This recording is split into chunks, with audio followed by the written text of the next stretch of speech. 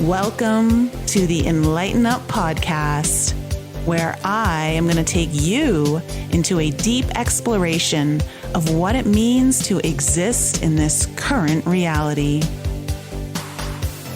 We are going to raise your vibes, open your mind, expand your heart, and dive deep into the wondrous mysteries and possibilities of this lifetime.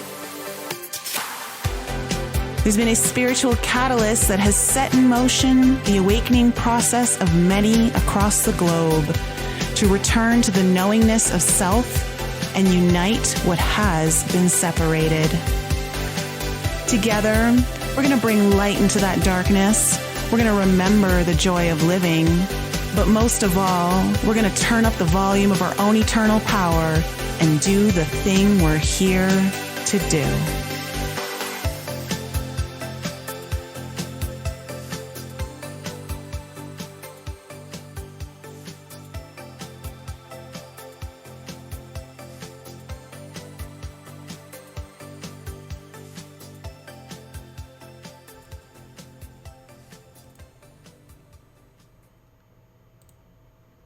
Hello, everyone. Welcome back to the Enlighten Up podcast. I hope you're all doing very well this evening. I am excited to bring a new guest to the show for you tonight. His name is Rob Gauthier, and he is called the ET Whisperer. He is a professional, world-renowned channeler for over 11 years, and he has channeled hundreds of ET consciousness. Has been featured in many documentaries, internet shows, interviews, and books for his unique channeling abilities. As his name implies, he connects to extraterrestrial and extra-dimensional entities while in a deep trance channeling state. He operates out of Kalamazoo, Michigan, but has a worldwide following and has toured the United States to share his channeling. Many who take interest in his channeling have found great information that have helped transform their own lives by understanding the nature of their own powers.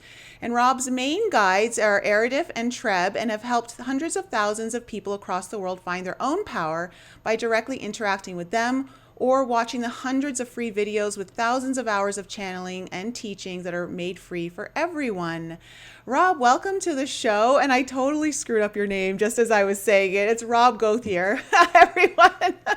Hi, I'm glad to be here, and thank you so much. And I think you've got it closer than almost anybody I've talked to in the last couple of years. So you're doing great. Oh, well, I'm glad to have you on the show here tonight. I don't know if you know Kema and John. John reached out to me. I had them on the podcast for their Oracle, their light language Oracle deck that they've produced, and I know they've been part of some of your channeling sessions and teachings, and so he said that I should have you on the show. And when I looked at some of your stuff, I couldn't agree with him more. Well, that's wonderful. I'm glad that I've met a lot of people through there, and John seems amazing. And I'm glad too that you found interest. And I really enjoy when people find something of value in the channeling or in our radio show, just anything we're doing or talking about, as mundane as it can seem. If someone finds any value in it, that's why I do what I do, just to get anyone to have a better experience in any way, shape, or form. It makes me feel like the effort and time to put in is worth it, Yeah. Well, your channeling is quite interesting to observe and listen to. What I really liked about how the entities that you're channeling who are from your oversoul group, is that correct? That's correct. Yeah, Yeah. absolutely. Okay, so the entities that you're channeling, the way they deliver their information is really not in a way that, projects something onto someone's field of probabilities. It's about really allowing them to connect more to their own heart so that they are strengthened in their own guidance internally. Yeah, absolutely. It's one of the things that drew me to Treb when I first met him and connected with him. I listened to the things that he shared with me, and to hear the way that it put it back into my own ball court, and played it to a part of the energy where, hey, this is what's happening to you because of you, not this is what's happening to you by some random unfair events that the universe is piling on top of you. It actually made me see my own part in it And something I find unique about what Aridef and Treb share is the way that they help you explore those parts of yourself, because it's really hard when we get caught up in things, especially in the state of the world today. You look on TV, social media, you can have an instant draw to just lock in to the things that are happening around you, to you. And it makes a lot of people question, what the heck is going on? Why do people think this way, feel this way? Why are they attacking me for thinking or feeling this way? Um, and it's really an intense thing for the last couple of years. So I think it's been more helpful in the last couple of years, as much help as people have found since 2010, since I've started channeling. I think the last 2 years it's been the most helpful and the most useful. Yeah, the last couple years has been an interesting gift for humanity. Yeah. It's really put us on a fast track, I think, of evolving our consciousness and truly having to take a hard look at the things we haven't wanted to take a hard look at. I truly believe it's been a gift all in all, but oftentimes gifts come disguised as not what we think they are. And I think that's pretty much what the whole COVID thing has been for us. And of course, now the narrative is switching over to something else, which it always does, which it seems to always just put us in a state of fear or to grab our attention, which I'd love to get into later on in the show with you a little bit more. But first, could you kind of just give me and the audience a little bit more about you? Like, so you started this 11 years ago. Have you always had this gift, or did you go through some kind of awakening that really brought it on? How did it really all kind of commence for you? It's a bit of a long story, and I've shared the story before, like in great length, and I try to compress it because it is so much to go through for people. I started off as a young kid having some types of experiences in my dream states. Before I'd go to bed, I had saw my mother's grandmother, and I was like, well, she's been dead for a long time, so that can't be it. And then I'd say things to my mom, and she would freak out. My family is very Christian, so they shut that down immediately. Like, no, no, no, it was a dream. Let's leave it at that.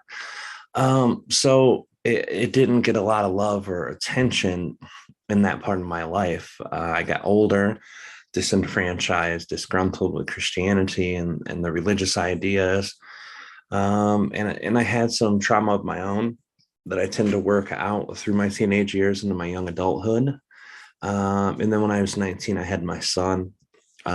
He was born with some severe medical problems, and those problems really put my own life into a very different place. This human being that I actually loved more than I loved myself became front and center. And then to find out, he wasn't going to have that future that I saw that he could have, it was pretty devastating. It led me into a pretty heavy depression, drug use, and that lasted for almost 10 years. Even though I was there with my son, taking care of him, doing all the things with him, that's really the only function in life I had besides my drug addiction. And it was bad. I started with a car accident. The pain meds gave me the emotional, mental relief from the stresses of worrying about my son and worrying what would happen with him. We had doctors telling us, he'll be lucky to reach 18.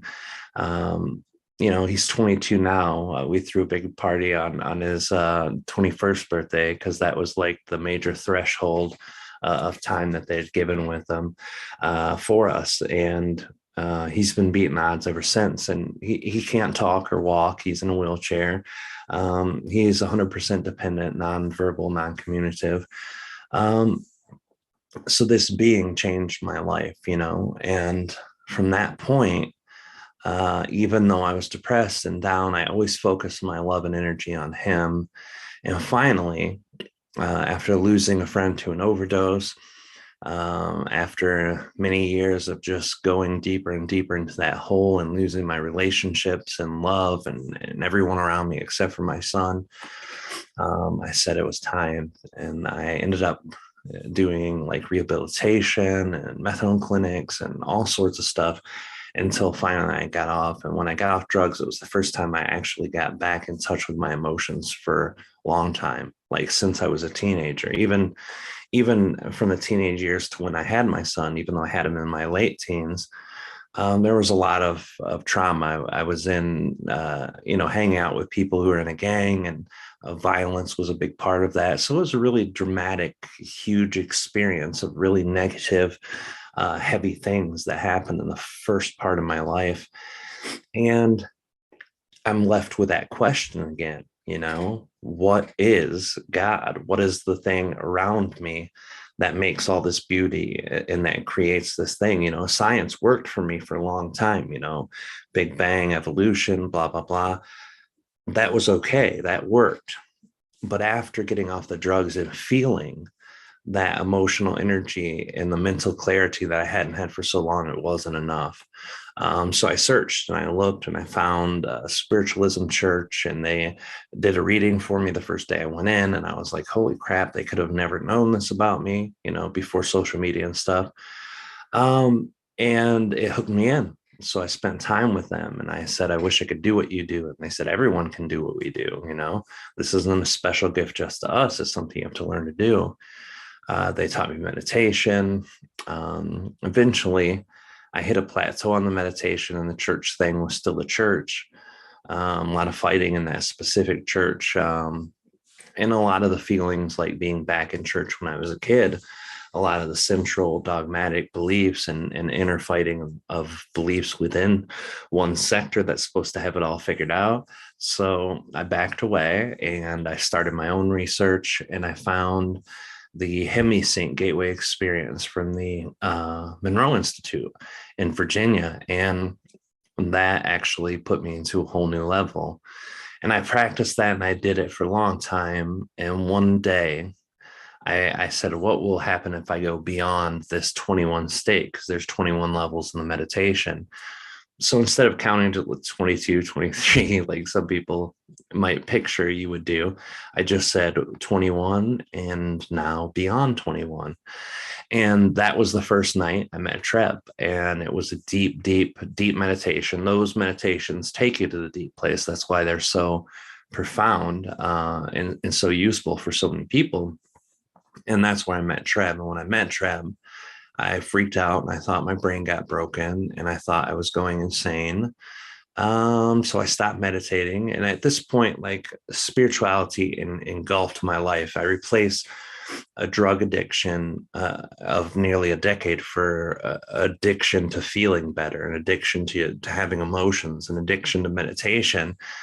And I was meditating, sometimes 3 times a day for like anywhere from 25 minutes to an hour and a half, and then closing my eyes all the time when I wasn't meditating, because that helped me feel the energy around me in a different way and feel what's going on inside of myself emotionally better.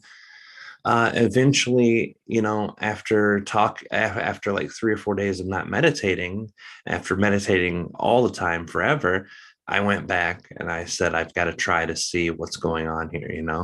I spent 2 years talking to Treb, going back and forth. Everything he told me, I looked up on the internet. I tried to find other answers. And there was only a few people who had said similar things to what he had said on the internet when I looked there. And one of those that was very important for my early development was Jane Roberts and the Seth material. Even though I had found other things like the Law of One, and I bumped into like Daryl Anka and Lee Carroll in their channeling, this Seth material just hit so heavily home with everything that Treb was saying, but expressed in such a different way. So I connected in with Treb and just spent a lot of time with them for that 2 years. And finally, I looked at my life and I said, from my drug addiction to my awakening, my spiritual curiosity, my life went from like this dark black to this really bright light. But since meeting Treb, it went from this bright light to just amazingness. Like everything about everything was so clear to me. So I'm like, Treb, this is something you've done for me that helped me grow and expand. Can we do this for other people? I've seen this person online channel. Can we do that? Oh, yeah, we can do that.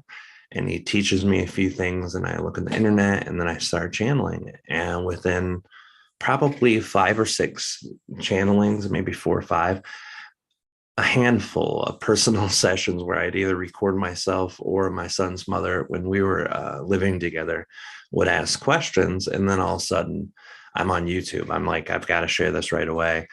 So I did that. I did it for years. And eventually it led me to meeting the second being that I channel now, Aridef.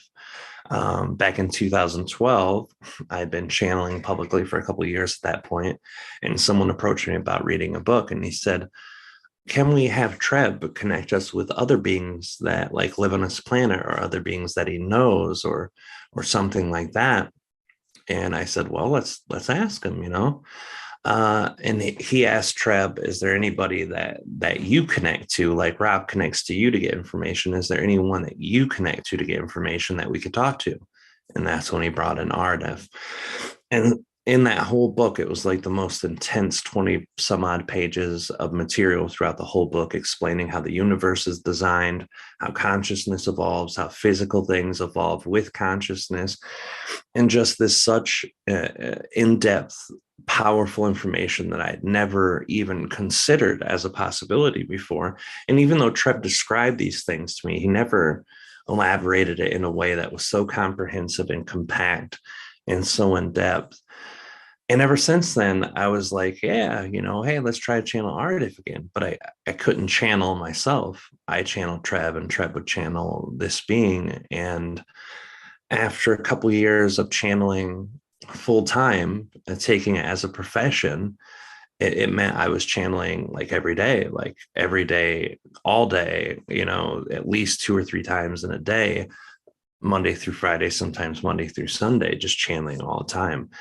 And that's when it really started to connect deeply with me, because it wasn't just me connecting with Trev anymore. Now Ardif's there, and he comes in one night while me and my wife Kalina were on our radio show that we were doing. We would do channeling as part of the radio. We would do it every week, and then once a month we'd do a channeling. And on the time we channeled Ardif, he said, I want to start working more regularly with you. And ever since then, he's been a part of my channeling. And now I think I probably channel Ardif more than I do Treb, publicly for sure. But even in private interactions with sessions for people, I think I channel him probably 65 to 70% of all the channeling I do now. And I've met other beings. I mean, Treb and Aridef alone have connected me to several hundreds of different entities, guides for people who get sessions, or entities that have something they want to share from their perspective, or beings that they thought would be able to bring a certain quantity of information into our collective a little better than they could. And that brings us to, today where we're at right now, with lots of hundreds of entities channeled and tons of information backlogged since 2010. Wow, you're right. That's a lot that you did. You did very well at compressing all of that. Thank I you. have so many questions. I hope I don't miss any. So let's go back then to your son. What was the big? Because I think especially if you're coming out of intense drug addiction, and you're finally wanting to feel all your feelings again and not run away from that, and then you have your son who you can't communicate with in the normal ways that we're all used to. And what was the biggest, or has been the biggest lesson for you and your relationship with him that he's been able to teach you? He's taught me a few things. My drug addiction started like after, when he was about 2 or 3, when I really saw the depths of what his issues would be. But before that, he taught me how to love. I thought I knew what love was. I'd say, hey, I love you, to his mom, which was my girlfriend then, and my parents and my sisters. But at that time in my life, if there was a car heading towards all of us and I could only save one person, it would always be myself, right? Hey, gotta take care of me.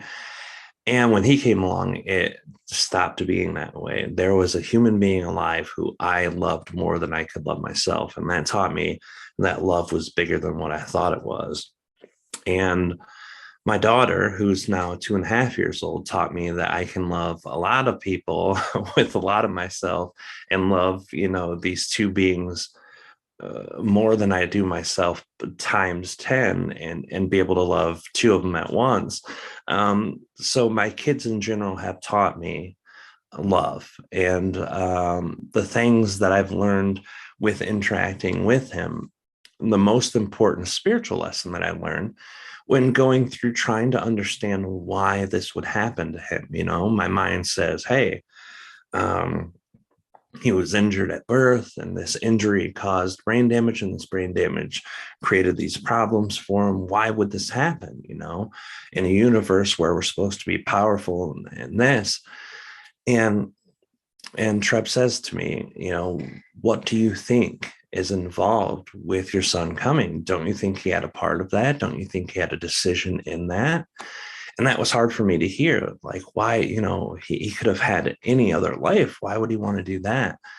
And then explain to me, when you're going through several lives where you're a soldier, where you're going out on a field and you're killing people, and you're using your body, and you're taking commands from other people, or using other lifetimes to solve complex problems, to create and invent things, you're using your mind and body all the time. But what if you wanted a life with just using your emotions, like just focusing on that part, and being super heavy emotional learning lesson? How would you do that? Well, this is one way. And it clicked. It was like, oh my God, that's it. That's Wow. And it was rough. Like I said, it was rough for me to hear that, but eventually it makes me respect. I've always had, excuse me, I've always had a love for my kids that was unreal, but there's still always that part that says, they chose me as a parent. I've got to protect them. I've got to do this for them. I've got to make sure that they have this, this, and this. Every day, they're still teaching me, they have their soul needs too. And as much as dad is a part of my heart and a part of my personality, even more so than my channeling aspects of me, like dad overtakes everything, and then I'm Rob the channeler, and Rob the husband, and Rob the brother and son.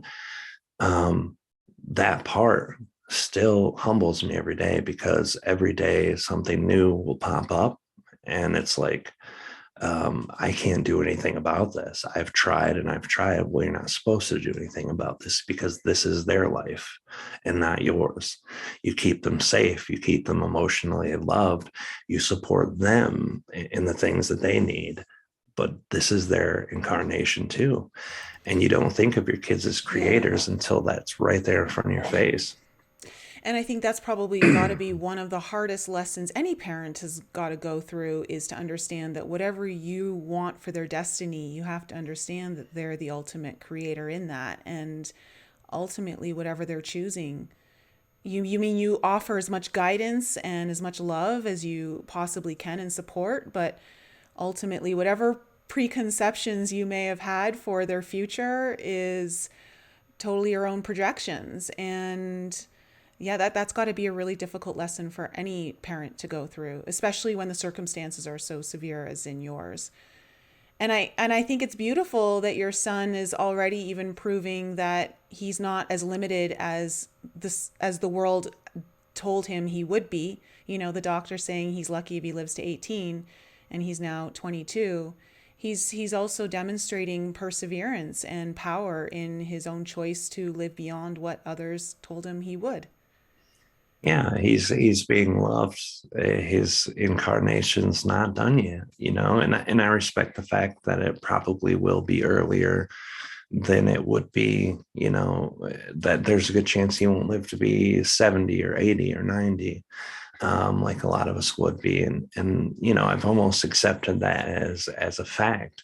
But I don't want to limit that either, because I don't know.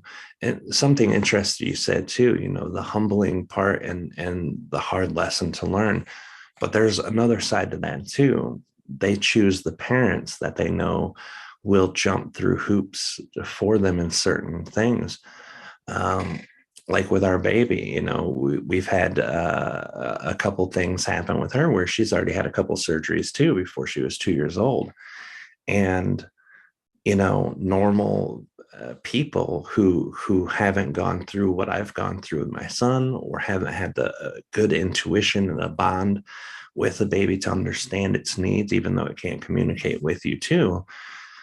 Most parents would have just listened to the doctor and not pushed to get the baby the help that they needed.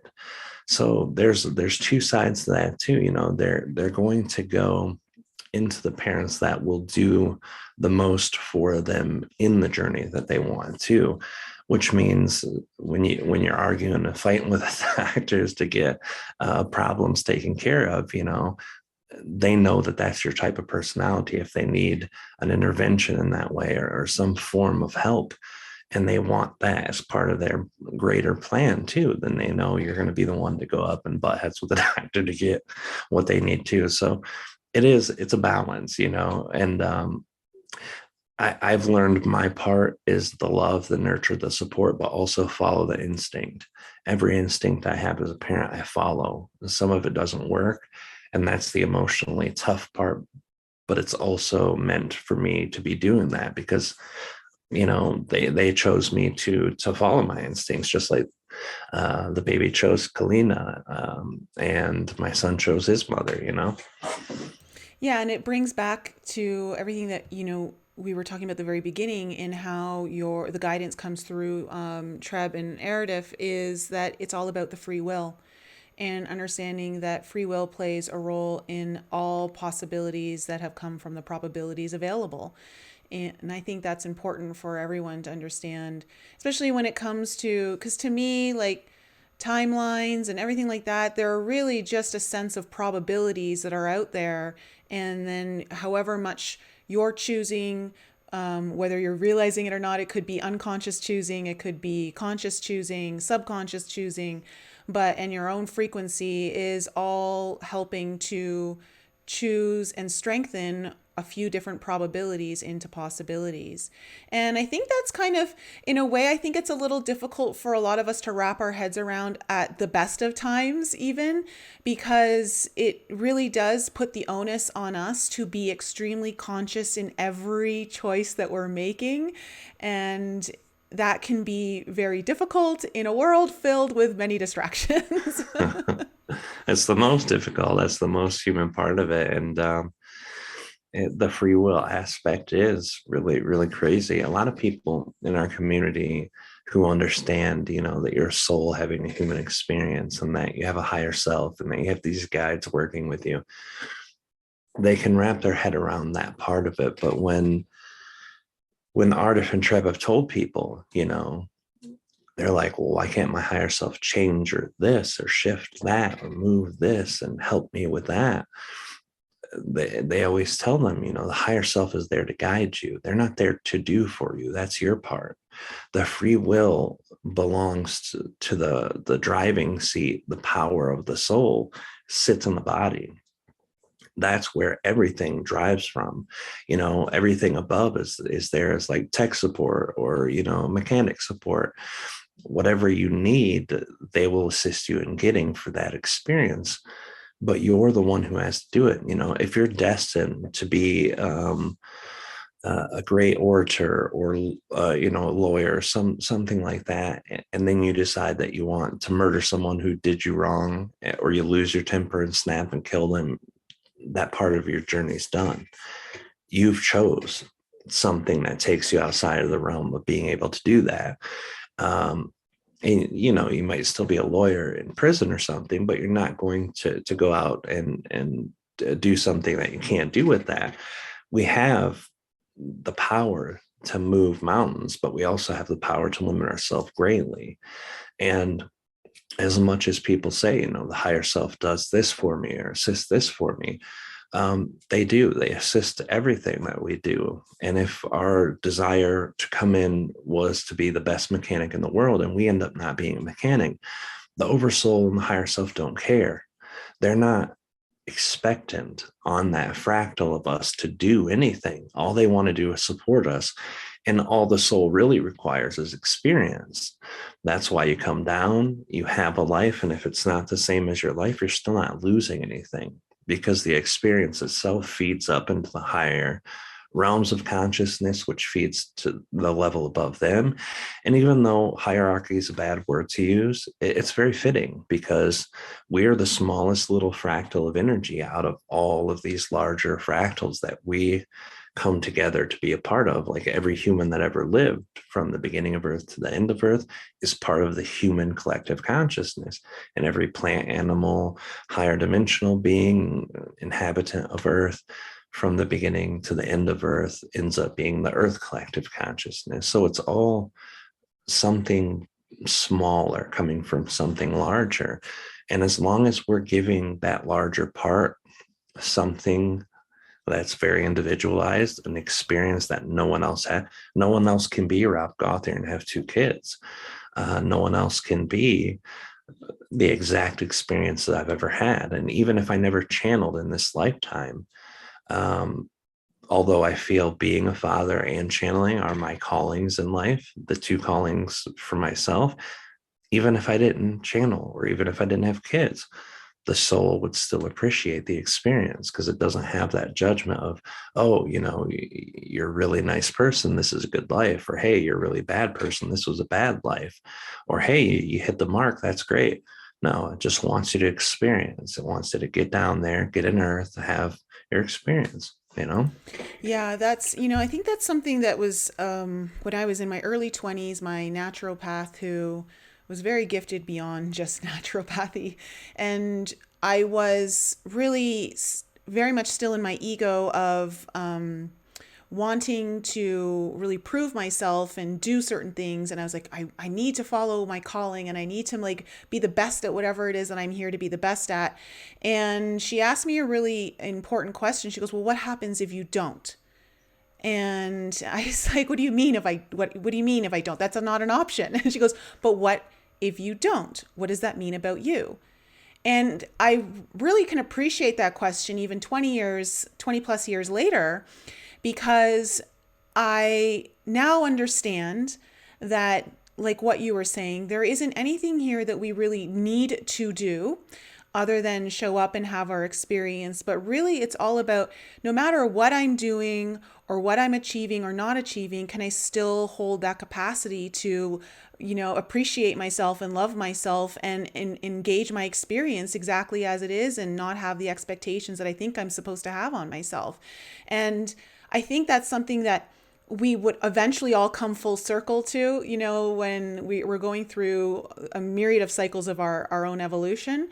But that was something that is still sticks with me to today. And also speaking to the point that you brought up, that I think, we also go through this cycle of waking up and learning that there's all these amazing things beyond what we've ever known, and we want to just connect to as much of it as possible. And we think that there's something wrong with us, or there's some kind of, we're too, let's just say, lower vibration to whatever else is out there, and not really truly realizing how powerful we already are.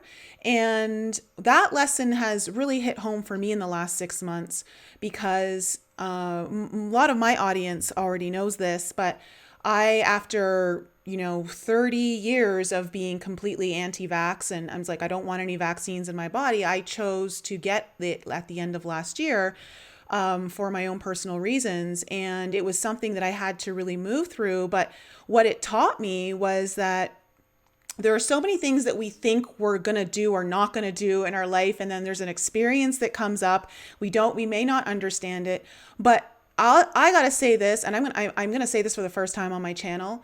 And I kind of want to write a book about this.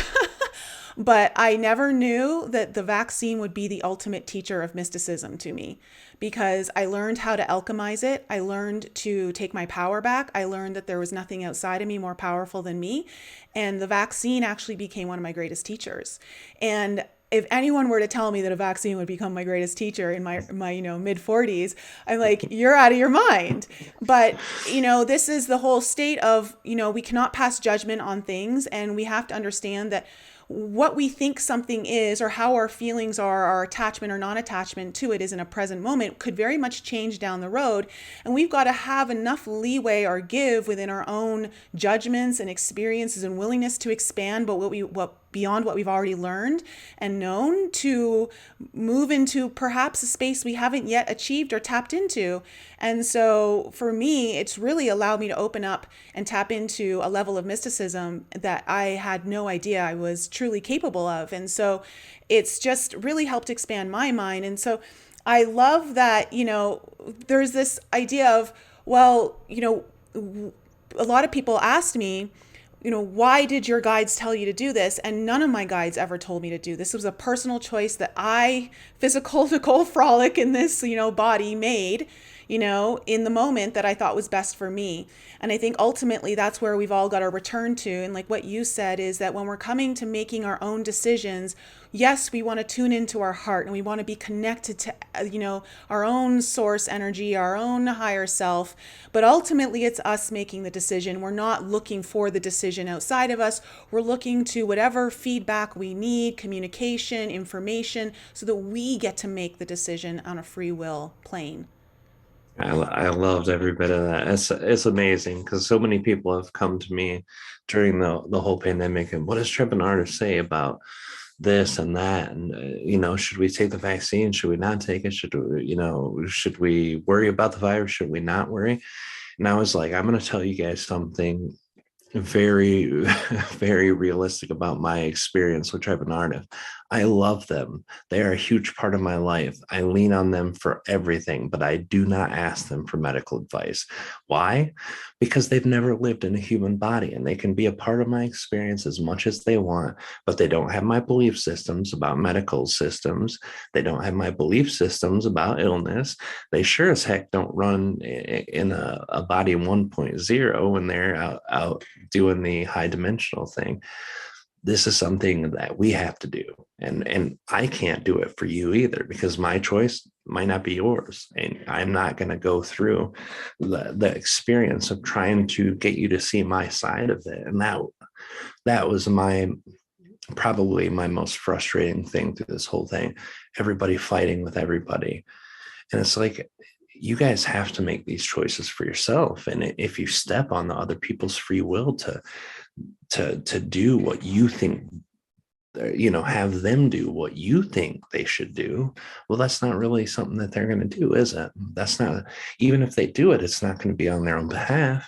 And if someone is worried about being injured with vaccines or having illnesses, do you think if they feel forced to do it, that's not going to reflect bad in the energy with reaction of their body? And the same accord, if someone feels great doing it and doesn't get it, they could get sick, really sick from not having it because they believe they should have had it. It's like, why would you want to push one side or the other onto these people when it's a very, very individualized thing? And that's, a lot of people have been so upset with me on social media, you're a fence sitter, you're middleist, centrist. I'm like, I've always been a centralist, because I find when insanity spews, it usually comes from far over here and far over there. And when you find the middle, it's usually where the best, my energy is the most comfortable and the best answers are found. If you want to have way over there, way over here, do it. But I can't do it. That's why I can't talk about politics or any of that stuff. It's just so hard. I know a lot about it, but it's just so infuriating to talk about it. It's very infuriating. And I think it's designed to be infuriating. It is. And, and this is like why I think it's so important when we talk about the 0 point field and neutrality, and how ultimately, it's through this 0 point field that we're able to make quantum leaps into our own growth or our own discoveries, whatever it might be. And the 0 point is not on the extremes of things. It's in that space between the void. So being able to, hold that space is actually not as easy as I think some people think, because our ego really doesn't like us sitting in the center or finding that 0 point field. So I think it's a cop out for a lot of people who just don't understand that, well, I just don't need to push my views on anyone else, or I don't feel the need to have this discussion right now, because a lot of times the discussions, if they're not being held between a few different people who are able to hold space, the true space that it honors another person's viewpoints, then it usually will end up going sideways, and will just end up probably not create the very thing that I think was intended in the beginning. So I it's I feel, and this is why I feel like COVID was a gift for humanity, because I think it really highlighted how much, as much as we hate this idea of there being some kind of elite group of people or entities that are controlling all of us, there's still that element within all of us that wants to control another. And until we are willing to truly face that and look at that and shift that, then we're never going to have an experience where we don't have these elites or entities or whatever you want to call them, group of people that seemingly from our perspective are controlling this entire world and our existence. So it really has been a blessing. It's not an easy one. It came in a very interesting disguise, but I think that it was a much needed drastic shift for humanity, because this is how I believe that we actually shift so quickly, is when we have such incredibly crazy times, such as the last couple years that we've been through. I agree 1,000% on everything you said. It's so hard to not be able to grow in an environment like that. Everything is unknown, everything is unsettling. And then when people start finding their intuition and acting upon it, they get to know themselves more than ever before. And that's what enlightenment is. That's what ascension is. That's what, the event is. It's where everybody becomes who they are. And more people have found themselves in ways they never imagined before this, through going through this. Um, every time pandemics happen in our history, people revolt in some form or way, or there's a civil disobedience in some way. But this time around, people are really showing their governments what they are unhappy about. School systems, medical systems, everything needs to change so that everyone can have equal footing, comfortability, equality, everything that's not been done in our history since we started these new systems and old systems. And that's something Treb and I have shared so much. This time, it's funny because 2021 was a real big surprise to so many people. But to me, I knew this was coming and I didn't know what it would be and I didn't know what it would look like.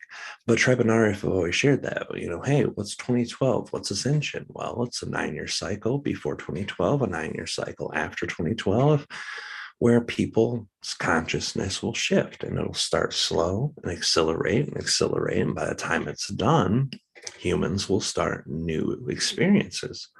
That's ascension. That's, fourth density consciousness, whatever you want to look at it. That's our beginning. So we have that cycle and we look at it, and 2012 was crazy. Everybody who went through that in this community or other places, it was. A lot of people thought ships were going to land, excuse me. And a lot of people thought a lot of things were going to happen, a lot of disappointments. But the people who understood what it was there for, like this was going to be a placeholder for energy to shift within you, if you allow it to shift within you, they were able to start seeing their manifestations come in more quickly and get a bit more clarity on the things they were doing. And they took that with them the next year and the next year. And I can't remember if it was Aridef or Treb had said a few years back, like the last 3 years of that 9-year cycle will be the most intensive. And guess what? 2019, 2020, and 2021 were definitely the most intensive. So I knew something was coming, and in my own human way, I thought it was going to be a lot worse in some ways, because my own mind was like, how are people going to get on the same page? How are people going to understand themselves without understanding each other? And how are people going to understand each other if there's no big thing that happens where everyone's going to just feel the same way or see things the same way? And that's how I thought it was going to go down. You ask Treb and Aridef, and they're like, "Those probabilities, it could go anyway." And it's funny because the Nicole collective is a group of beings that I've channeled many times before. They're one of the few beings I can channel on my own without going through Treb or Aridef. And the Nicole are a future version of humans, a group that left Earth and went to Beta Leporis and settled and became the Nicole. And these beings have been talking probably since 2014 or 2015, and I've had tons of conversations with them. And we ask, what's the event that comes that's going to shake things loose for you guys? And they never shared. They said that it's an experience that we go through. At that point, they were about 2 or 3% different than our timeline. And then 2019, 2020 came, and then Nihal finally came back in and talked. They hadn't been there for 2 years. They wouldn't talk. I tried to connect to them 2 or 3 times. They just wouldn't connect. Finally, they come back in after COVID was in full swing, and we saw how people were starting to divide and go crazy a little bit. And so, Kalina's like, what's going on? What did you guys go through this? How did it end? How does it come out? Is everybody okay? Is everybody getting along now? And no, we never went through this. Ours was a near meteor hit. We thought that the meteor that was coming for us was going to hit with a 98% surety and probably kill about 70% of the people on Earth. And that's what brought us to our place. We had fighting, we had distractions, we had greedy people trying to hoard, and we had poor people trying to kill to get what they needed to survive. But eventually the thing missed, and we all learned these great lessons. This is your meteor hit. This is your great lesson. I was like, wow, it is our great lesson. Wow. Yeah. God, yeah, it truly is. And I think, we, again, it comes back down to our own expectations of how we think things are supposed to play out, or what our hopes are for the future. A lot of people, when they think of this concept of new Earth, or 5D Earth, and what it's going to feel like, what it's going to look like. And of course, it's really this um it's this paradise kind of projection of what we think it would be. And we've all got to understand that whatever that projection is, whether it came from yourself or hearing it from other people, or maybe it's a mixture of everything, it's coming from whatever level of consciousness you're at in that moment, and that's got to be able to shift at some point. And we think that it's going to be this utopia. And what do we know what utopia really is? We have this concept of what we think it is, but truly, is that what it is? When I look at it today, I've never seen so many people come together through online and support in, like, look at all the different movements that are happening in different countries for different reasons, coming together, supporting one another. We have never seen anything like this ever before, at least in our lifetime, Oh, that has been worldwide support, where people are actually caring about what's going on in your country, and, wanting to, like, offer support, and, we're standing by you, we've got you. And there's literally, to the point where there's financial donations, being exchanged through different reasons in different countries. And, we've never seen that, but I bet you none of us thought that 5D Earth would ever have that kind of concept to it, And we think that money's gone and all these things, and, like, there's so many different concepts. But again, it comes down to what I've learned in this idea that, again, I was anti-vax for 30 years. And again, it's not something I am pro-vax or anything like that, but I had to really shift my hard line with it, to the point where I had to give it a little bit of leeway to learn something that I guess I was choosing to learn in that moment, and how it was coming to me, I wouldn't have expected. I would have never expected that. And I think it's the same thing for what we're experiencing with this whole COVID situation. So I think the one of the bigger lessons too that we need to understand is that whatever our expectations are, they have to be loose expectations, like really loose expectations. And likely whatever is coming is probably going to be a far departure from what our expectations are. That's it. And people have said, when is the everybody meditating and no jobs and all? I'm like, that'll come, but it's a long ways away. Look at how far we have to work internally to get there ourselves. It's not going to take a year. It's not going to take 5 years. It might start showing us in our lifetime, sure. We're already starting to see great things shift, but that utopia that everyone had perceived.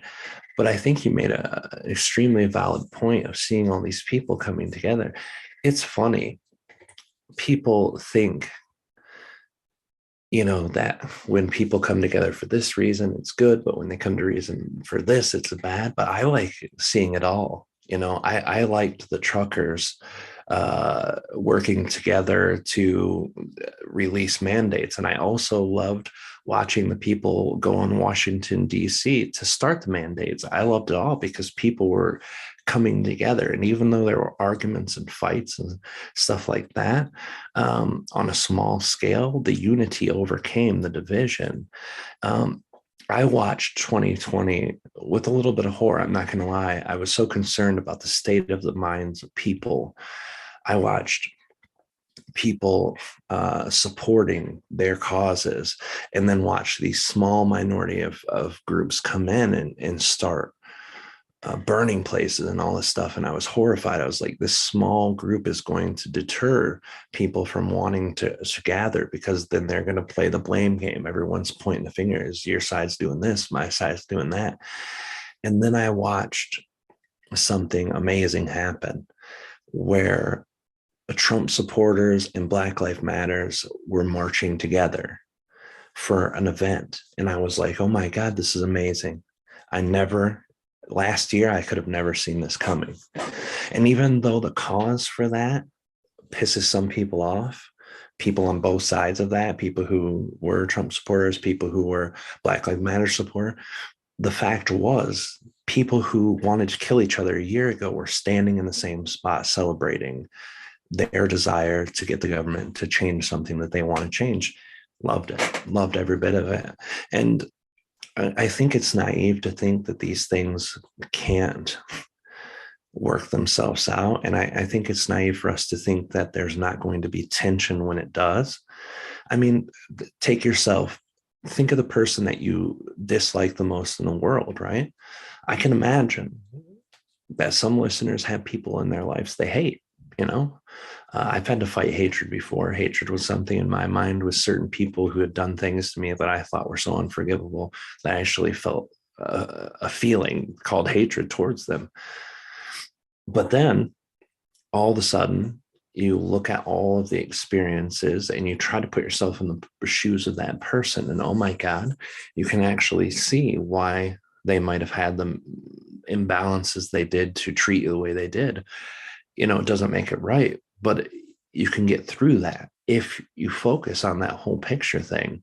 And I know these are uncomfortable topics. I don't even feel comfortable talking about them half the time because so many people have such strong opinions about everything, and talking about almost anything now, dealing with the world can get people upset.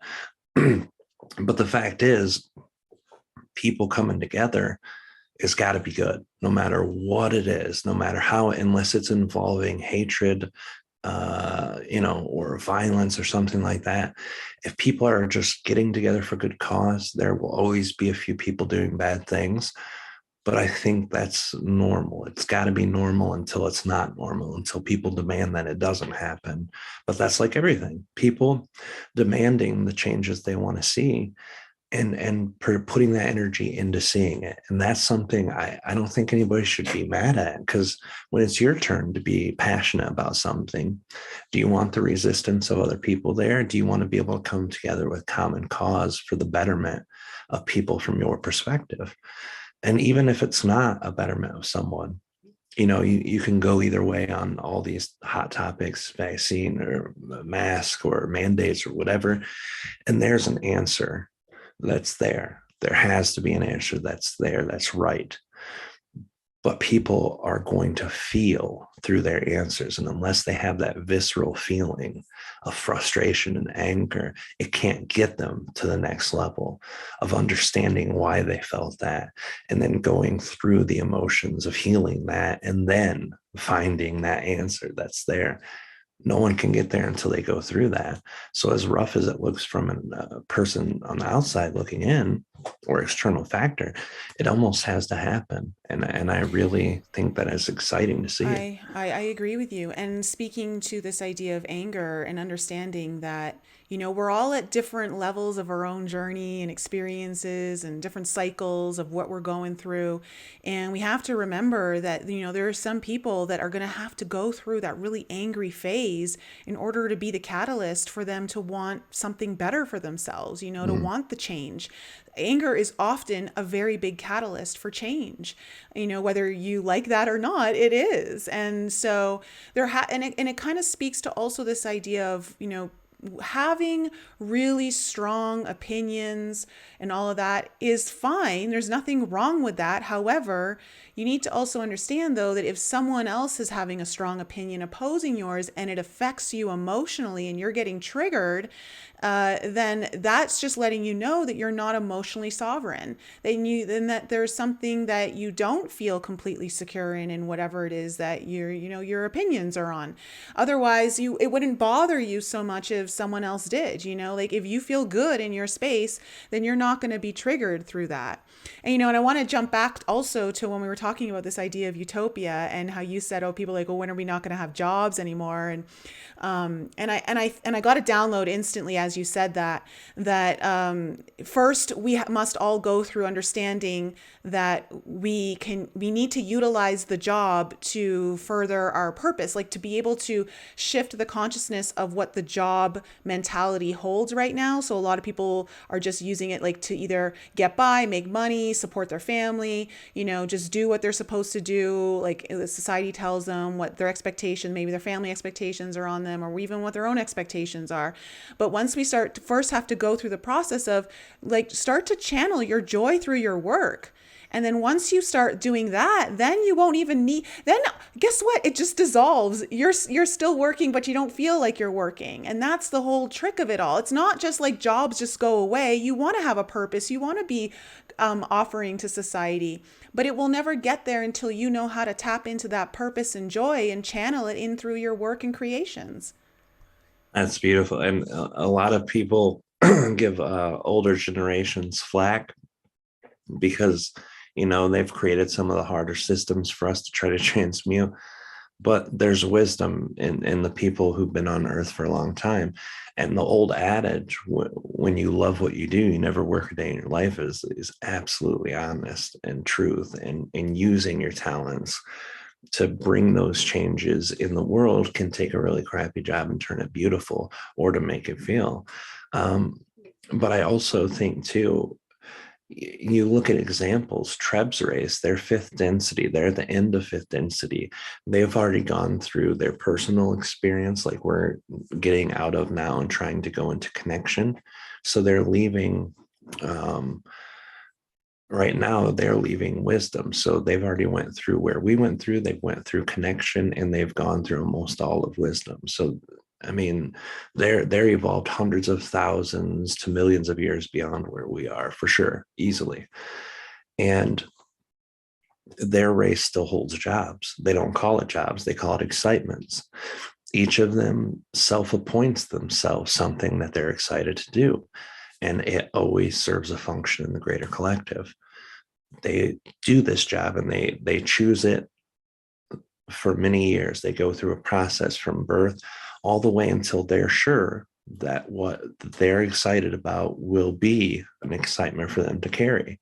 And once they know that, they're locked in and they just do it for the rest of their life. And they're excited by it because that's what their passion is. So they're still doing jobs and they're fifth density. And we're just like leaving out of the third and trying to skirt into the fourth as messily and best as we can. It's funny. The whole fourth density thing is a very complex story, but because of our DNA and because of all the things that have happened as a race and kind of getting jump started through our DNA manipulations early in history, all of the things that have happened there, we kind of jumped forward way too quick and then we jumped way back. So humans aren't really ready for the part of evolution we're going through anyway, which shows in a lot of our energy. But the quickness of how shifting this has been for the last 2 years really shows us that we're not as bad off or as behind as we thought we were. Because even though it's messy and it looks crazy, we're getting done what we wanted to get done. We're changing ourselves, we're cementing ourselves in our beliefs, our excitements, and we're manifesting the things we want way quicker than we ever have. To me, that's a win all across the board, you know? Yeah, no, I agree with you. And I think that, I love that they call it excitements because I think that one of the greatest gifts you can give yourself on this light on this planet is the gift of setting your whole heart on fire with purpose, something that just lights you up. And I can't, I was having this conversation with a friend the other day, and I was like, the whole concept of retirement is ludicrous. Like I can imagine wanting to retire. I love what I do. And if you don't have this sense of purpose in some way where you feel like you're contributing, and I only say, and it could be anything, it doesn't have to be this grand thing, but without that sense of purpose or aliveness within you that you're creating, that to me is death if you're doing the opposite. And so retirement to me is like a fast track of death. It's like you're already saying, well, there's nothing left for me here. And I think that's part of the shift too, and I'm seeing that already happening in our society, that there are people who are finding their joy and they're living their joy in through their work. And they're like, I don't want to retire. And I'm like, yeah, me neither. I don't ever want to retire. I want to do my work till, I'm 6 feet under. And I can't imagine why people would not want to continue working. But it's because they still hold this perception that your job is work and it's demanded of you by someone else versus inspired through your own heart's desires. That's a beautiful way to look at it too. I love that. And it's weird. I've lived in Michigan my whole life and I've worked in factories. Like before I started channeling, I've done everything. I worked with my dad doing carpet installation across the US. I traveled as a teenager from like New York City to Ogden, Utah, everywhere in between, right? Um, I worked doing dishes for like 3 days. I worked in a restaurant doing dishes. That didn't last long. I worked on a watermelon farm and a potato farm. So I've worked lots of different places before, lots of different jobs. The factory was always one of my favorite places to be because at the end of the day, I could see what I had done and see it in play. And I wasn't really excited by it. I was glad I got the check and it was nice to see the productivity of what I did. But there were people there who I worked with, ranging from 18 years old all the way to nearly 60. And these people love their job. They're like, I am proud when I go home that I made the components for a dashboard that someone's going to look at for their beautiful new car for the next 10 years. And they're going to, turn the air conditioner on and off because of me. They loved it. And that is what we need in everything. And some people can say, well, they've deluded themselves to enjoy such a menial task. Well, it's, in my opinion, any task that you can do that gives you that sense of accomplishment, if it actually is rewarding to you, then it's worth it. And that's why we've seen the job thing go way out of control. They're offering like $17 an hour now at the McDonald's down the street from us because no one wanted to work there. The way that they were treated, the way that they were um, made to be degraded, for punishment. They would have to do the worst jobs in there, and they would be made to work twice as hard as everyone. Nobody wanted that.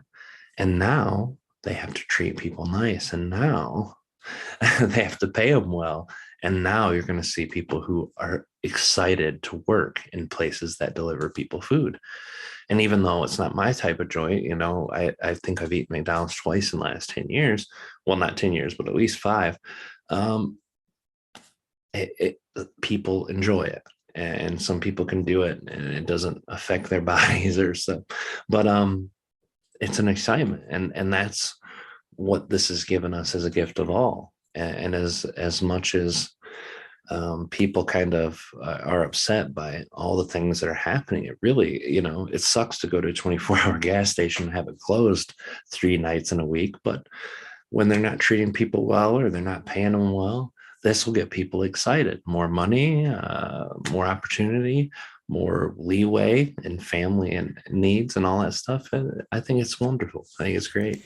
There is something, and this is something I've been talking about with my alchemy group recently, is there's a missing component within a lot of people who are going through their spiritual awakening or putting a lot of emphasis on their own spiritual development, where they're missing the boat on what we call menial tasks.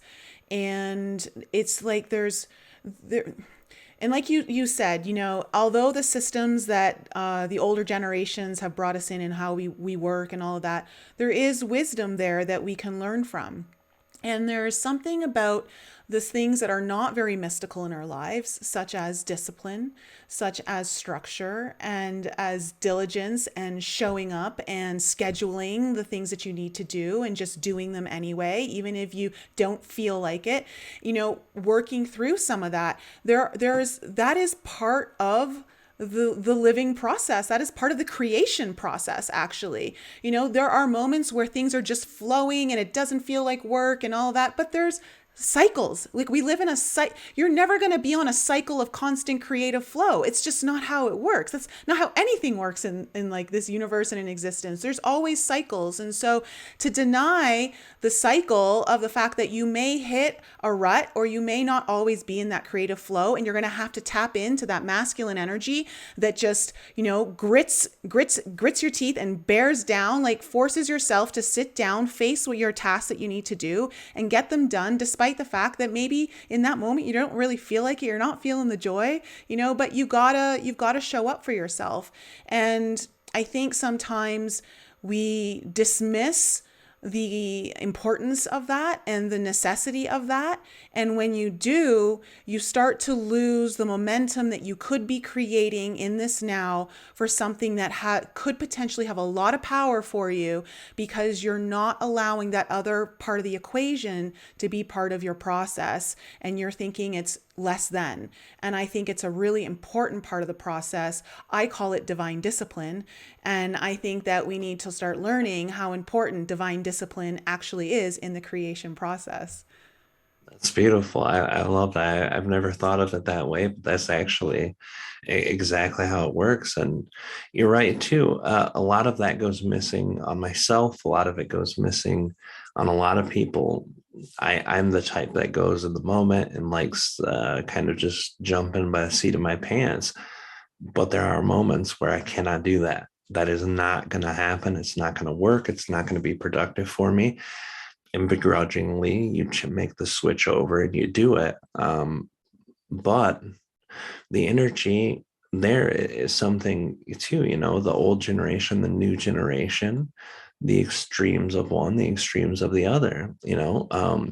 my grandfather would go to work 14, 16 hours in a day and work 5 days a week, sometimes 7 days a week, and would never see his family and never be able to be there because that's what he had to do to get the job done and to make sure everyone's fed. And then some of the younger kids out there today don't want to do any work.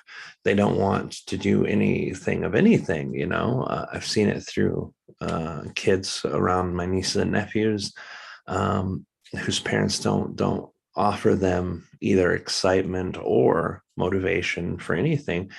And there you go again, the two polar opposites. And usually, if everything's running on cycles, like you said, the universe is a gigantic cycle. It will end, it had a start, it will end, it goes all the way around in many different ways. What happens? You go in the middle and you find the answer to both. And I know for me that centralized centrist thinking works in almost every level for me. But the more balance that we find in the center of something gives us the opportunity to learn from the other side of it too. I never thought of it that way, as the importance of having the counterbalance there, because it's just programmed in me. If I don't like doing it freestyle, I've got to sit down and break it down and do it the other way. But yeah, that's beautiful. I love that. Alchemy is a beautiful tool to show you the Yeah. process. Well, I think it's important because, there's so many things that we don't necessarily like doing that we need to do. Like, for instance, do any of us really like going through a dark night of the soul experience? No, none of us like going through it, but we got to go through it in order to actually learn and grow and evolve and take in everything that we need to do. Well, the same is for anything else that's, the same thing goes for anything that may feel like it's outside your purview of strengths, and we don't want to actually face the things that we're not exactly strong at. So, for instance, I'm trying to write a couple of new books. I've written one, and I remember, when I wrote my first one, I just had to force myself to sit down. I had to schedule time. And some days I would write 20 pages, no problem. Like, it would just fly out of me. And some days I'd be lucky if I wrote a paragraph, but I had to force myself to sit down every day and dedicate certain time in order to get the book done, or the book just would have never got done. Some people think, oh, like it's just eventually going to get done at some point. And it's not necessarily the case. Sometimes there are people who may have a beautiful, like maybe it's part of their contract, I don't know, but it'll just flow out of them. They'll create it in a couple of weeks and it's done, and that's great. But for the most part, that's not the reality. And I think, when it comes to reaching your potential, you have to know that you're going to have to push past things that feel hard, that feel difficult, or just don't feel good. It's not that they're wrong for you. It's just that you're needing to push past something and strengthen your own potential.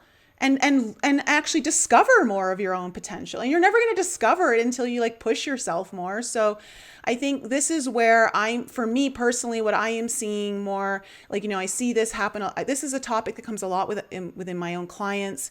And it's, really important for anyone out there to understand, if you're struggling with this component, that you're not alone. It's just a matter of, it's not because it's not your strength and you're not just designed to do it. It's like you're here to reach your potential and to find whatever purpose you're wanting to discover in this moment. But you're going to have to go through different cycles and be okay with those cycles. And some of those cycles are not going to be mystical at all. They're going to be just discipline and hard work and, bearing down and just putting your nose to the paper and getting it done. So I think once people start to loosen their perception of how something, again, perception expectations on how something's supposed to happen for them, and that, again, we're the creator, so we're choosing how much we're wanting to put into it. I see that there's so much potential in people. There's so much potential. And a lot of the times the thing that's in our way the most is our own self, our own ideas of how things should be or what our expectations are.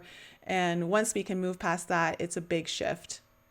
Yeah, absolutely. It's such a hard thing for so many people to do, anything that they're not flowing with in that moment. But if you think about all the things in the world that you don't like doing, but you do, this is something too. I think a lot of misconceptions from our community come from the idea that being in your excitement is the best way to open your spirituality, that it should be that all the time, and that it should be completely, I don't focus on things I don't like. I don't look at things I don't like. This is something I've tried to argue out, not argue out, but express my own side, which ends up usually starting an argument. It's like, hey, we live on Earth. Earth is a vibration of mixed spectrum vibrations, from very disconnected to very connected. You can't logically expect that everything you experience will be just one side of the spectrum, no matter how great of a creator you are. Even ETs talk about races that are benevolent having wars done onto them or with them. You hear about all sorts of stuff. There are still stars that supernova out in the universe. So it's not just Earth where it's happening, but Earth is like the spectral vibration showcase of our little local corner of the galaxy. And when we show the vibrations that can happen on Earth, there's almost an expectation that it's not going to happen, shouldn't happen, or you should divert your attention when it does happen. But part of that living Earth experience and living physical life is actually living on Earth to have the experiences that happen on Earth, the dedication, the hard time, but also the really bad stuff, the wars that happen. Um, a lot of our community will hide away from that stuff. They're like, well, I don't watch news. Every time I hear someone, hey, quit talking about this, you're being negative and low vibrational. But for most people, they don't have that switch that they can just turn that off. They're jarred by this. They have to look at it. They have to process it. And when they process, a lot of time they get ashamed or boohooed by a large part of our community. And the thing that's so frustrating for me to see is a lot of it gets egged on by teachers who teach people, hey, only think good thoughts, only have positive feelings. Otherwise, you'll never make it to ascension, or otherwise, you'll never be a guru or never be a perfect spiritual being. Look at me. I am perfect. I do everything right. I never have a bad thought. And I've heard people say these things. And in some cases, I've known the person, you know what I mean? Developed friendships with them throughout the years of being in the same community. I'm like, what? What? You just said you're perfect, that follow your lead and you can create, knowing their personal life that they don't share in the public, being a mess. And I'm like, why would you do that to people? Why are you telling them to do that? Because it sets an expectation level that you have to be perfect. And if you don't, you're losing. And if you're losing, then you're judging yourself. And then it just creates a cycle of self judgment, self delusion, self entitlement. It's a really bad look for our community, I think, in a lot of ways, the way it's propagated and the way it continues to be pushed out there. You can't have the beautiful sunshine unless you have a storm sometimes.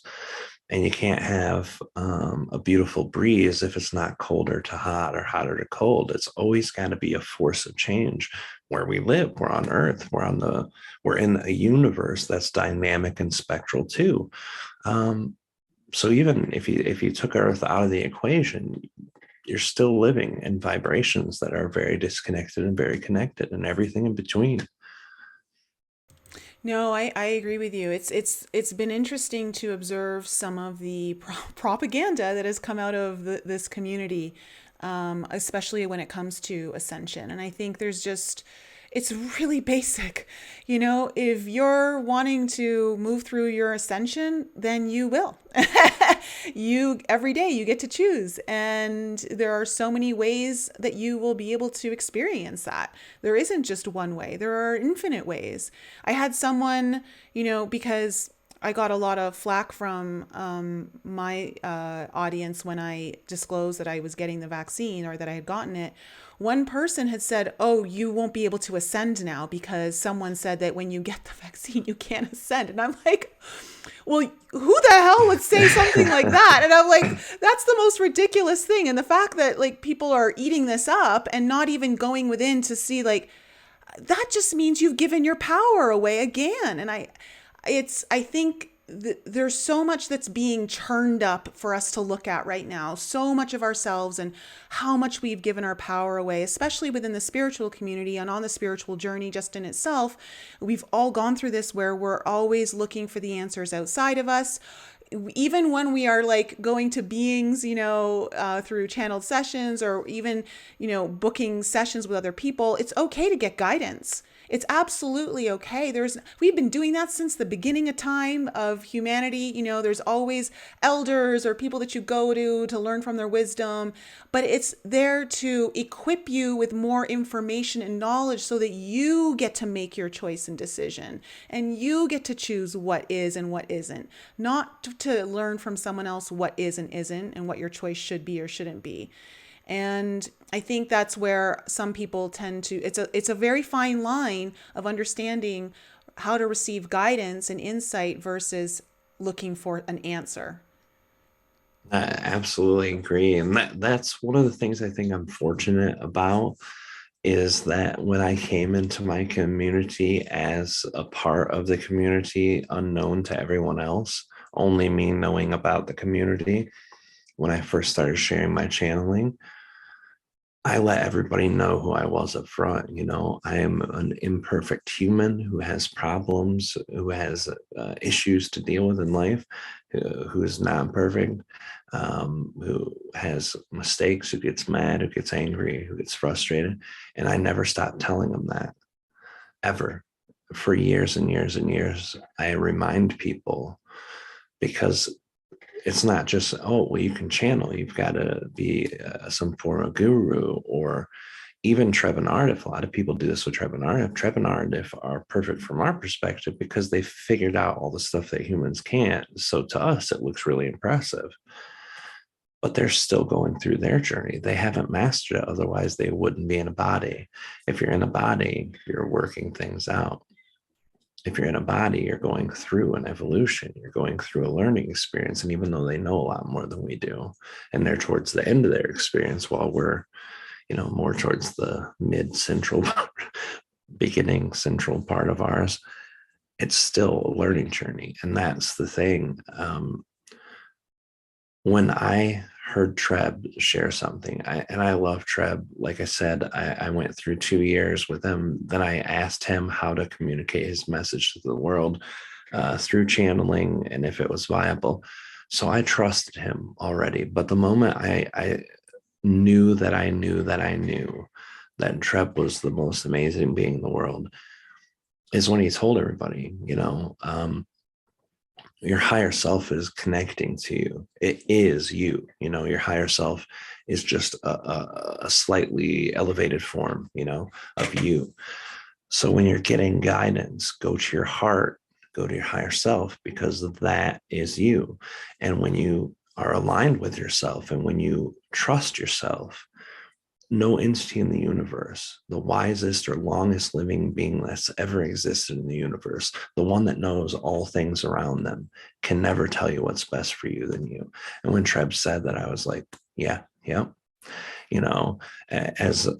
As much of my trust as I gave to Treb, 95%, 99%, it was 1,000% at that moment, because I understood the thing that I knew, but saw instantly in the community that a lot of people had a problem with the self-trust. I mean, literally the first thing I teach people when I teach them how to channel is self-trust, because if you don't have self-trust, you can't channel. And the thing is, if everyone had self-trust, channeling wouldn't be a thing. It would be a realizable tool, just like meditation or going to counseling or watching an informative movie. It would be just something that everyone did to help themselves a little more. But that's where we're headed. I think that's the part that excites me. All of us finding that part of us, because we give our power away in so many different ways. And it's not just to gurus or teachers or whatever, but it's to everything, social media, news organizations, politicians, food. I was Yeah, just gonna say food. we could go on and Yeah, I on and know. on, Yeah, but absolutely. Well, let me read here because this is why I've enjoyed listening to some of your channels on your YouTube channel, and we'll have to have you back on the show, and maybe you can do a channeling as well. I would But love to. here you say, in Treb's own words back from 2011, if you follow your heart is connected directly to your higher self and soul. And your soul knows better than anyone for you. It knows better than the wisest or longest living entity in this universe because it is you, it is part of you, and it is what you need. So follow the heart and you will never be led wrong. And Boom. I think that's super powerful. I think that's Yeah. a fantastic message that everyone needs to take heart with. That's when I fell in love, that moment after reading that. I'm a deep trance channeler, so I don't hear what's going on in that level. I actually didn't. I proofread the book twice, and my English is horrible, but the other guy did too, Jefferson Piscari, the other guy who did the book, luckily for us. But I read that after the final print of the book. He put that out as an insert. And I read that and I was like, oh my God, it never clicked when I was proofreading, but that's the most powerful thing I've ever heard in my life. Boom. And then Treb went from the 99.9% trust level to 1,000% trust and endearment, because anyone who tells you don't ask me for the final answer, that they have the best interest for you. You know what I mean?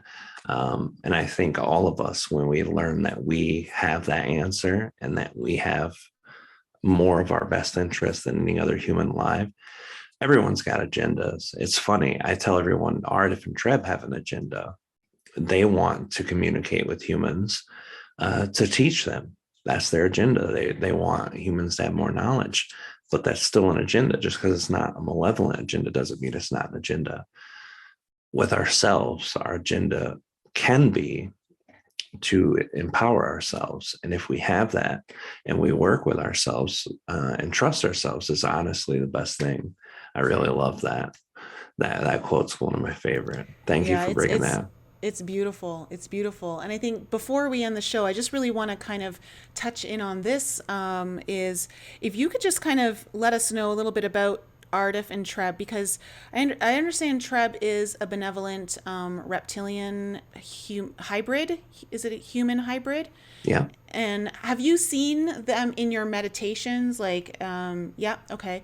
And if you could just give us a little bit about Aridif and then Treb, but then I'd love to talk about why why Treb has come to like help like humanity understand the benevolence of the reptilians, like for his race of reptilians. Sure.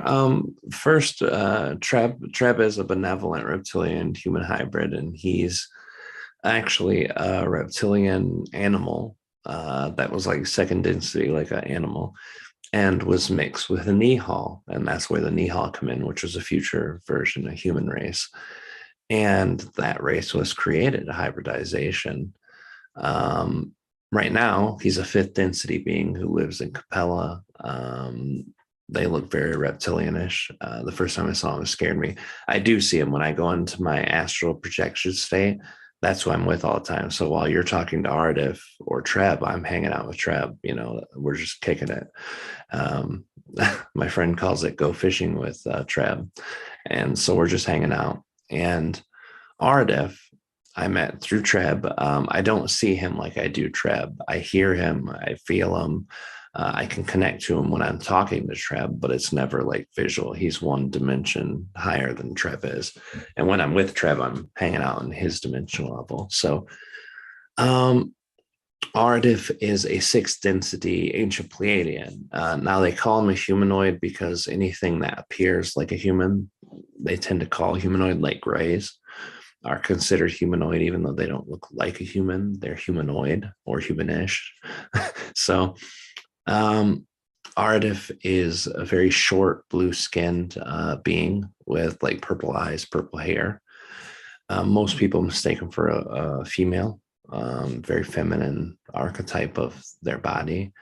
There's art out there for both of them on our website, but also around the internet, a lot of people have done art of him and Treb. So, Yeah, that sounds um, very Palladian, the more feminine kind of body to be mistaken. That to me is a very Palladian quality.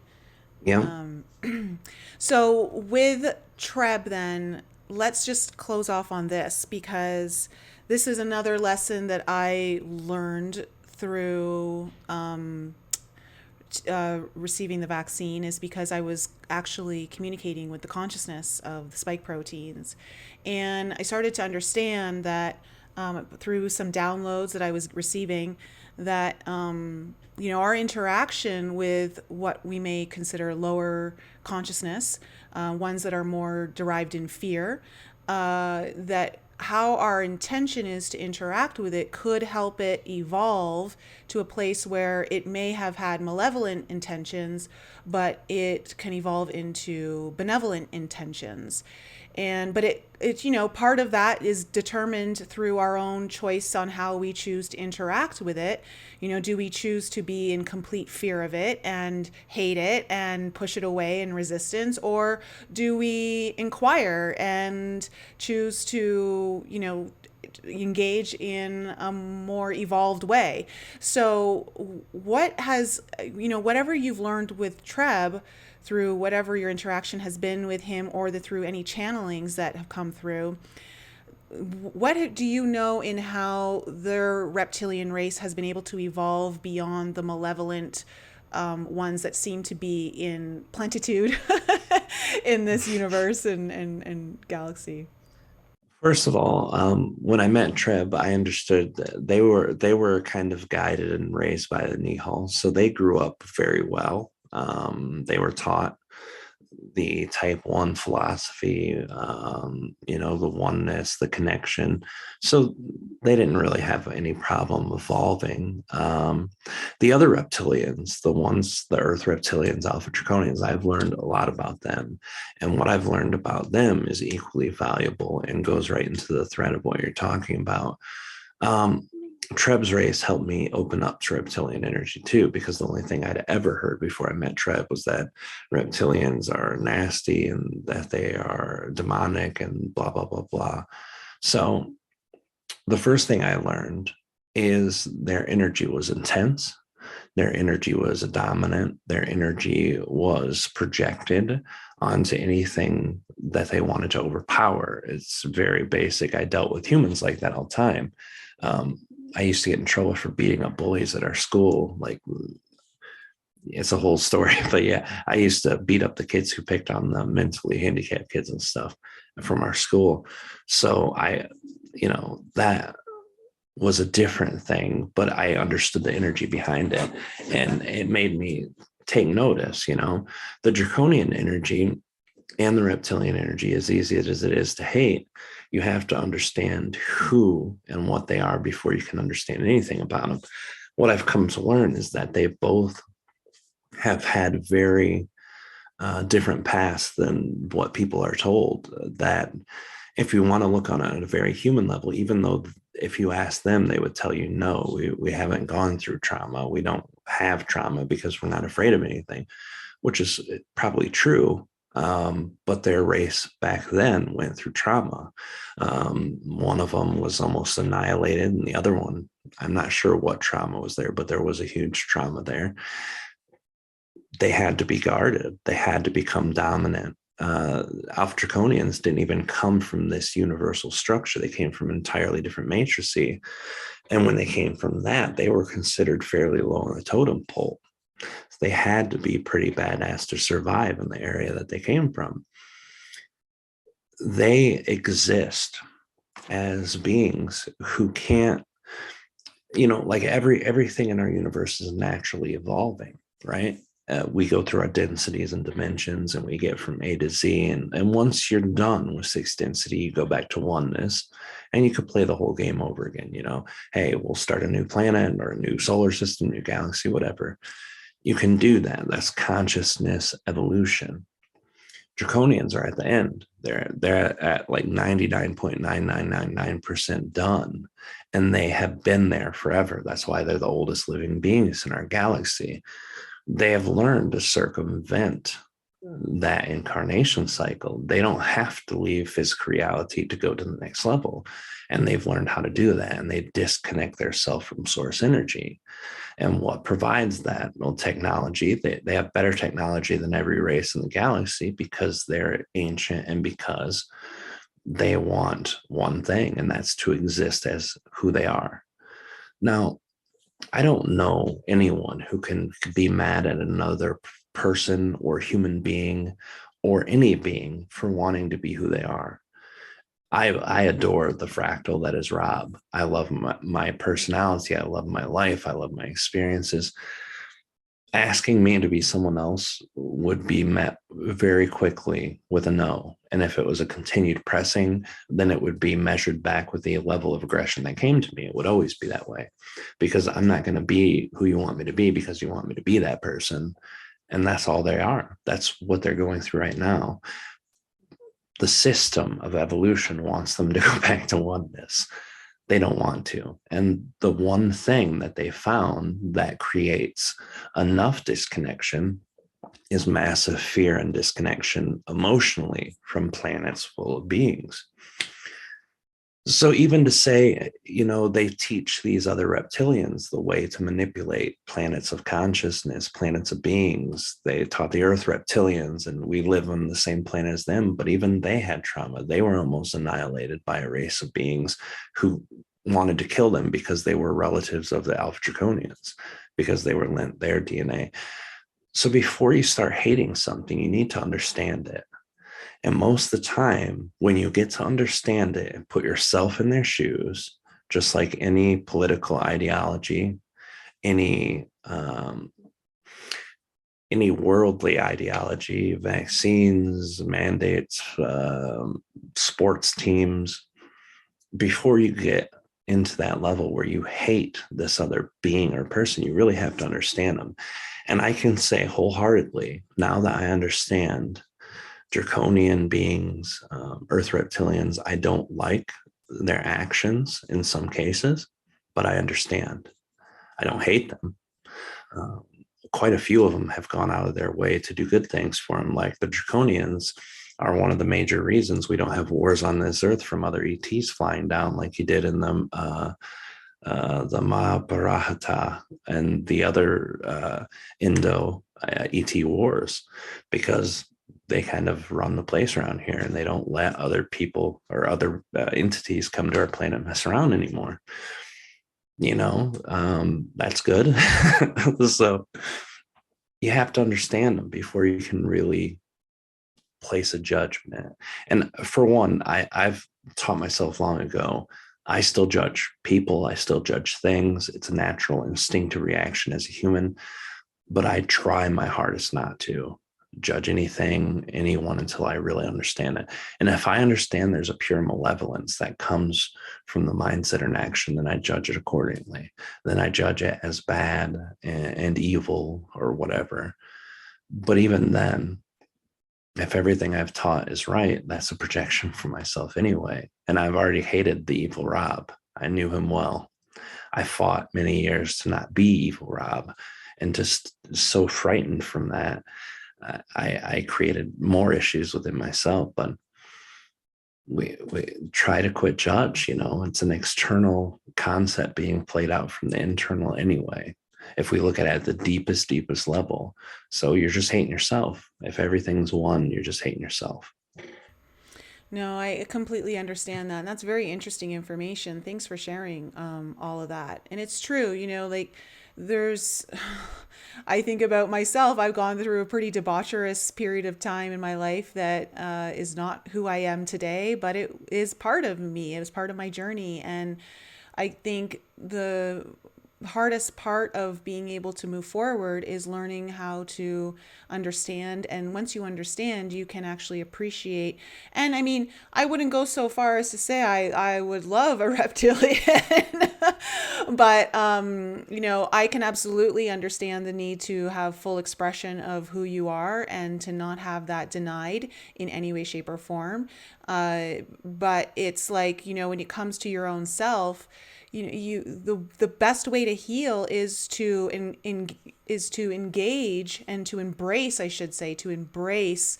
Like for me, it was like, I want to embrace debaucherous Nicole. I want to give her a hug. I understand why she made all the choices she made. I understand why she did what she did. And I love her even more for it. And it's just like, all I needed was love, but I didn't want to do that to me because there was this like, you can't love this. This is horrible, like what I'm doing, And so it does require a higher perspective to look at it. But at the same time, we're human. And like you said, we're going to judge and we're going to have all these preconceived notions or expectations, judgments. And it's just part of the journey, And I think part of the journey is learning how to catch it and reprogram ourselves if we choose to, if we want to, and go from there. But that's fascinating information. Thank you for sharing that. You're welcome. I'm glad I had a chance to, and it's a big subject and a tough one, but I'm glad we got a chance to talk about it. And I know you're wrapping up too, and I've had a really fun time tonight. Really great conversation. I hope all of your listeners get something from that. Well, let my listeners know. I'm going to provide a lot of links in the description below the video and in the show notes on the podcast. But if you've got anything going on right now, you can absolutely plug that and let people know where they can find you. Yeah, every month we do two things for our Patreon. There's $11 and $22 tiers there. We do two exclusive channelings there every month, a Q&A where you send in your personal questions. And then people choose topics and then we put them up and vote to hear what Aridef has to say about those. And we do a channeling class every month, a group channeling class. And I've got my personal sessions. But for most people, I would say who are new to our channeling, go to the YouTube. There's literally thousands of hours of free material there. We've kept it up since 2013 or 2014. Probably the older dates you're going to see on there, but we've kept everything from that point up. Look at what you want. Look, it's not well organized in the older stuff. We just put up hours of channeling at a time, but a lot of great stuff there. So if you resonate with it, there's more, a lot to watch. And our Discord, if you like spiritual communities, our Discord channel is amazing. And it's really built up really well. We've got over 200 people there from all across the world. So there's someone there almost 24 hours. You can jump on and chat with them and talk to a stranger across the world about ETs or about consciousness, about how to cook a cake, whatever you want to do. It's there. So all that stuff. Awesome. Well, thank you so much for taking your time to be on the show. And I'll definitely have you back on. We'll do a channeling. That'll be a lot of fun. And to the audience, I love you guys so much. Have a wonderful evening, and I'll see you guys next week.